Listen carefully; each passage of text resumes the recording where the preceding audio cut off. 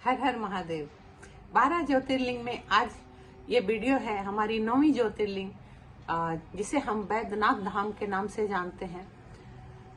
बाबा बैद्यनाथ धाम की चर्चा करने से पहले और आप लोगों को संग लेकर चलने से पहले आप लोगों से एक विनम्र अनुरोध करना चाहती हूँ। जो लोग भी मेरे चैनल को सब्सक्राइब कर चुके हैं उनका बहुत बहुत हार्दिक धन्यवाद, और जो लोग अभी तक नहीं आए हैं कृपया मेरे चैनल को देख रहे हैं तो जरूर सब्सक्राइब कर लें, लाइक कर दें, बेल बटन जरूर दबा दें। चलिए बिना देर किए हुए आज शिव महिमा की चर्चा करते हैं। आज हमारी ये जो वीडियो है ये 12 ज्योतिर्लिंग में 9वें ज्योतिर्लिंग बैद्यनाथ धाम की है। और ये जो बैद्यनाथ धाम ज्योतिर्लिंग है हमारा, ये पड़ता है झारखंड में। झारखंड यानी जो बिहार में ही एक हिस्सा बट गया जिसको हम लोग झारखंड कहते हैं, पहले पूरा बिहार ही था।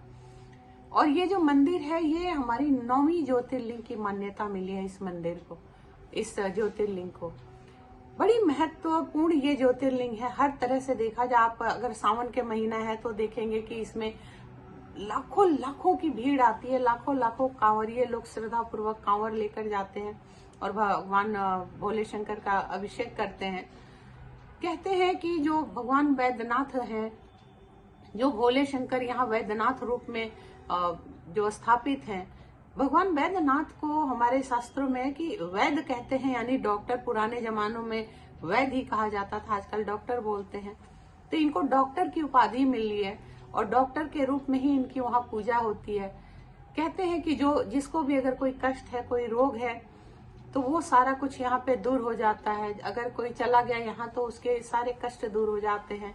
कोई भी आपकी मन्नत है अगर मान लीजिए तो वहां पूरा हो जाता है। अगर पौराणिक कथाओं की बात करें तो कहते हैं कि यहाँ पे इस ज्योतिर्लिंग का संबंध रावण से है। और रावण भगवान शिव को कैसे यहाँ पे स्थापित किया उसकी मैं आप लोगों को पौराणिक कथा बताती हूँ। कि एक बार रावण जो था वो भक्त तो बहुत बड़े थे भगवान शिव के, लेकिन कहीं ना कहीं वो दम्भी थे। और दम्भ में उन्होंने भगवान शिव को कहा कि नहीं, आपको लंका चलना पड़ेगा। उन्होंने सोने की लंका बनाई भगवान शिव के लिए कि भगवान शिव कहाँ यहाँ पर्वत पे रहते हैं, खुले में, बर्फ में। तो उन्होंने कहा आपको चलना पड़ेगा। भगवान शिव ने कहा चलो। लेकिन ये बात जब भगवान सभी देवों को पता चली, भगवान नारायण को उन्होंने अनुरोध किया। और तब हुआ कि कैसे रावण को रोका जाए, क्योंकि दंभ से भक्ति नहीं मिलती है, दंभ से, अहंकार से भक्ति नहीं फलीभूत होती है। तो जैसे ही भगवान शिवलिंग के रूप में स्थापित हो गए और रावण ने उस शिवलिंग को उठाकर अपने कंधे पर रख लिया और लेकर जाने लगे। वो जो रूट था वो बैद्यनाथ धाम का ही था। सामने जो भगवान नारायण थे उन्होंने एक ग्वाले का रूप धरा जिसका नाम था बैजू। और भगवान नारायण आकर रास्ते में खड़े हो गए और उनकी माया से जब वहां पे रावण को लघु शंका हुई, और इतनी ज्यादा हुई कि वो आसपास देखने लगे। क्योंकि जब भगवान शिव उनके साथ जब चले तो भगवान शिव ने एक उनको बात कही कि देखो मैं तुम्हारे साथ चलूंगा, लेकिन कहीं मुझे रखना मत। यदि तुमने कहीं मुझे जमीन पर रख दिया तो मैं वहीं स्थापित हो जाऊंगा। तो रावण ने कहा बिल्कुल प्रभु, मैं आपको कहीं नहीं रखूंगा। तो इसी वजह से जब उनको लघु शंका हुई तो उन्होंने देखा चारों तरफ, देखा एक ग्वाला है छोटा सा जो गैयों को चरा रहा है। तो उन्होंने कहा अरे बच्चा तेरा नाम क्या है? नारायण भगवान जो बाल रूप में थे उन्होंने कहा बैजू। तो उन्होंने कहा बैजू जरा तू इस शिवलिंग को पकड़, मैं बस अभी 1 मिनट में फ्री होके आया। और जब भगवान नारायण बाल रूप में जब भगवान शिव को उन्होंने लिया और जैसे रावण गए तो रावण की तृप्ति नहीं हो रही थी। तो उन्होंने कहा कि अब मैं थक गया हूँ और मैं अब इसे रख रहा हूँ बहुत देर में। फिर उन्होंने भगवान नारायण जो थे उनका तो मकसद ही था भगवान को वहीं स्थापित करना। तो उन्होंने उस शिवलिंग को रावण के आने से पहले ही रख दिया कि मैं थक गया हूँ, और वो जमीन पे रख दिया। वो शिवलिंग वहीं स्थापित हो गई और उसी शिवलिंग को हम लोग बाबा बैद्यनाथ धाम के नाम से जानते हैं। तो कहने का मतलब है कि ये जो इतना, इसके लिए देखिए सावन में विशेष पूजा होती है। जैसे कांवड़िये जाते हैं, कहते हैं 100 किलोमीटर सुल्तानगंज है। सुल्तानगंज से गंगा जल लेकर भक्त जो होते हैं और पैदल 100 किलोमीटर जाते हैं बाबा बैद्यनाथ के दर्शन करने। कितने उन भक्तों को भी, सभी भक्तों को मेरा प्रणाम।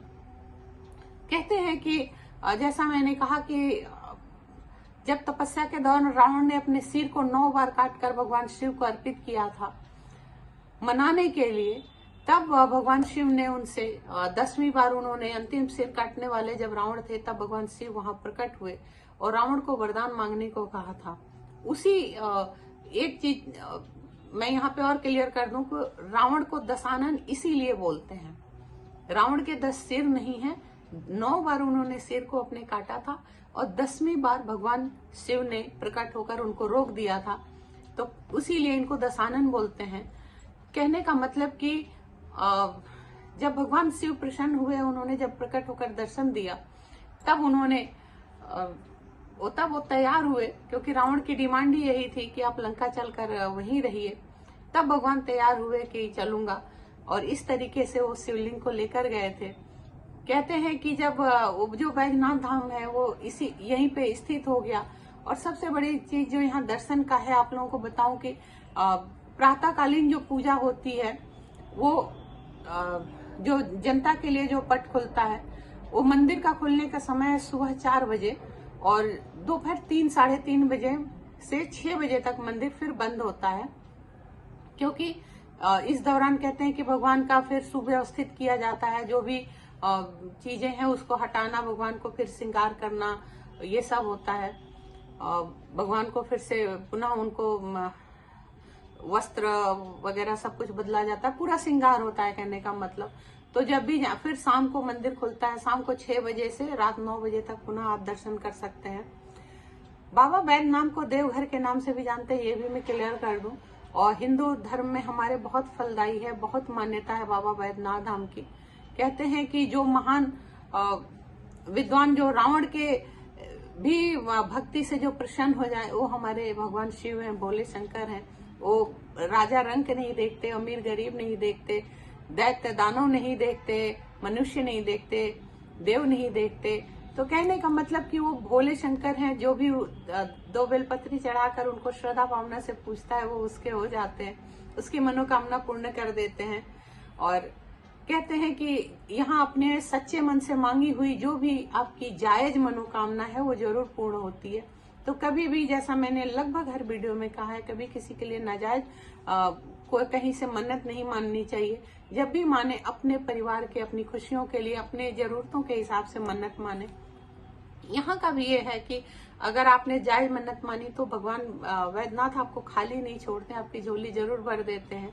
और अगर रोग बीमारी कष्ट से आप मुक्ति चाहते हैं तो जरूर भगवान वैद्यनाथ की मन्नत मानिए, जरूर पूरी हो जाती है, सब रोग बीमारी दूर हो जाता है।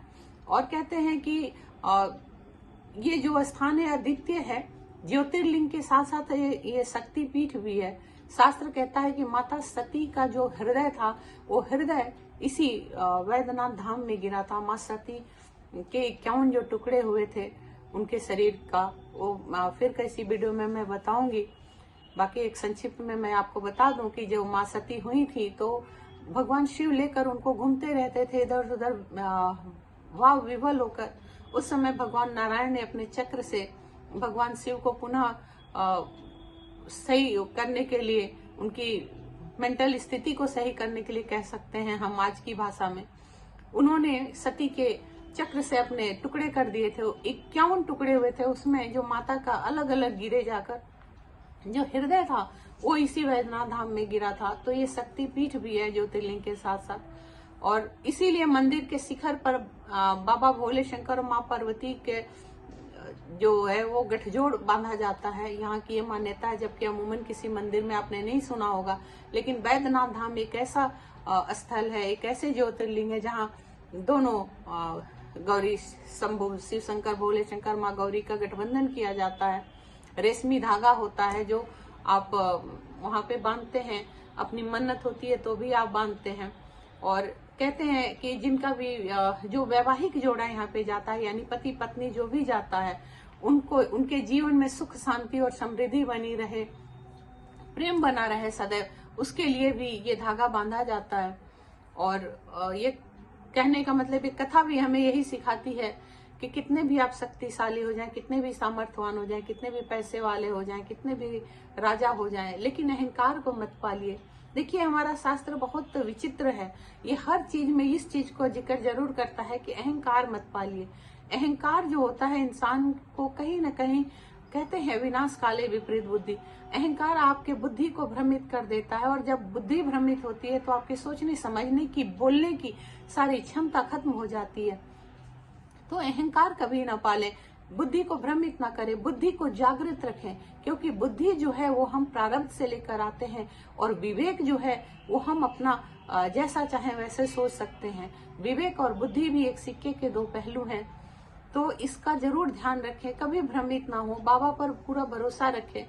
और अगर बात करें कि इस यात्रा से आपको और क्या लाभ हो सकता है, तो ये जो बाबा भोलेनाथ की, वैद्यनाथ की जो यात्रा है, ये जो दर्शन है, ये आपके जीवन से अहंकार को खत्म करता है और कहीं ना कहीं ये जो मोह माया जैसी जो चीजें हैं इसको भी कम कर देता है, ईर्ष्या जलन द्वेष को खत्म कर देता है, आपके अंदर सरलता लाता है, आपके अंदर विनम्रता लाता है। जब जो इंसान विनम्र है, जो इंसान नम्र है, उसकी कद्र दुनिया करती है। आप अपने सरल सहज स्वभाव से आप किसी का भी दिल जीत सकते हैं, किसी का भी अपना सकते हैं, लेकिन आप अपने रूखे सूखे और गलत आचरण से किसी को भी अपना दुश्मन बना लेते हैं। तो जरूर अपने व्यवहार को नम्र बनाइए, विनम्र रहिए और जब भी आप यहाँ जाएं समय का जरूर पता कर लें। भगवान वैद्यनाथ सभी का भला करें, यही मेरी बाबा भोले शंकर से, माँ पार्वती से विनती है। जरूर इसका ध्यान रखिए और चैनल को पुनः एक बार और चलते चलते कहूंगी, जरूर सब्सक्राइब कर लीजिए। हर हर महादेव।